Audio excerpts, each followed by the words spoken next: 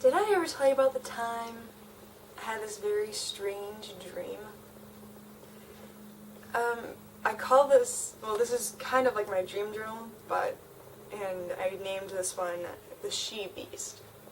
And, well, basically, this is what tagged me in my dream. I don't know if you can see it or not, but basically, what it has is this big headpiece thing that's super round, and it's like, really this like cream color, and they have like red eyes, and they have this really long tongue, and it has this white beard on it. And I know that sounds pretty funny, but to me, when I saw it, it was so unbelievably freaky looking. And it had tattered clothes to be worn. Anyways, so this is how the dream goes, and probably later on I'll reenact it so it's more funny and not as scary, but it probably won't be that scary because it's my dream after all. It's probably going to be funny. Anyways, here we go. I tried to warn them, but they wouldn't listen. After all, she was such a sweet lady. How could she have done such an awful thing? I don't know. But if I can't convince everyone, I want to at least convince my husband and move far away from here as possible. From what it seemed, it was a normal day. I was attending this week-long seminar with my husband to improve our marriage. Not that it really needed improvement, but we both really loved to learn new techniques, so we went for it anyways. The speaker was world-renowned, one of my personal favorites, and it was so great that there was enough space in the building for everyone to sleep there too. One night, we all fell asleep, and some of us didn't wake up. The person next to me was dead, their lifeless eyes still wide open. It was a shocking sight. How could this have happened? I thank God I was still alive, but I was afraid. What if I was next, and who did this? It wasn't only one. Several other people awoke without a spouse next to them. But as the day wore on, the single people met up and carried on with their lives like they didn't lose the one person they truly loved. Eventually, I let it go after a conversation with a seminar speaker. Did you hear about what happened last night? Oh? No, I didn't. What happened? Some people woke up and their spouse was dead next to them. That is most unfortunate. We need to find out who did this.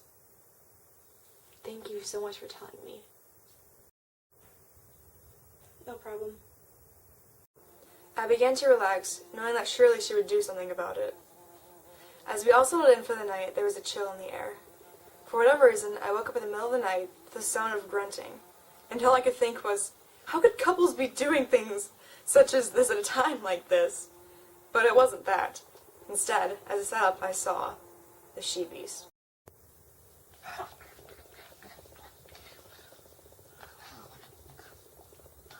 It's delicious humans. You're the killer! Yes, it is quite the disappointment, isn't it? Yeah, just a little. I can only feast on the sleeping, and day only turn into this at night. It only makes sense, right? Right. Not right. It's not right. Right. I know you're scared and are probably going to tell everyone, which won't work. Who would believe you? Maybe some, but those who really love me? It's going to take a lot to convince them. And who are you to take my food source from me? And who are you to take people's lives? Murderer. Whatever, I'm transforming back into a normal human anyways. Good luck. Now I knew I was going to look like a crazy girl, blaming a famous person for being the murderer, but I had to give it a shot. During our free time, I went around telling everyone, but no one listened to me. They didn't even miss their loved one, or even recall their existence. Now, I was scared. What if I was next? What if my husband was next? What about our child at home? Dear God, the baby! I completely forgot about the baby! I rushed over to my husband, took him by the hand, and said sweetly, "We better go check on the baby."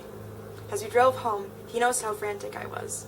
And being the sweet husband he is, he decided to cook me a meal before asking what I was troubled by. And when he asked, I barely had time to say anything before Sister, our babysitter, showed up. I'm here to check up on the baby. Thanks so much, sis. Would you mind bringing her out here for us? Maybe if she sees it, she'll feel better. Here you are.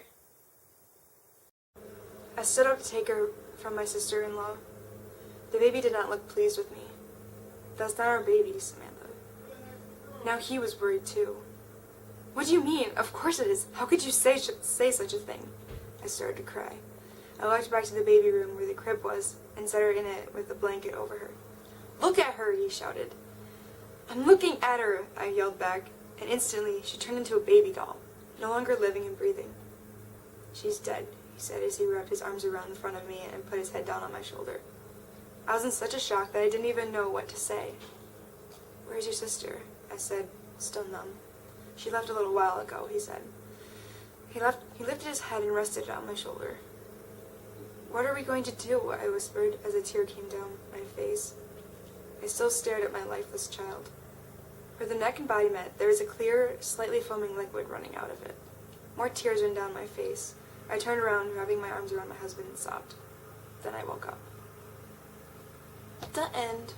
Sad dream, right? Yeah, now you're gonna go home and cry, or you're already at home and you're gonna be like, no, that girl's fake baby died. Anyways, I hope you enjoyed that dream, and bye. Hopefully I'll have a better one later.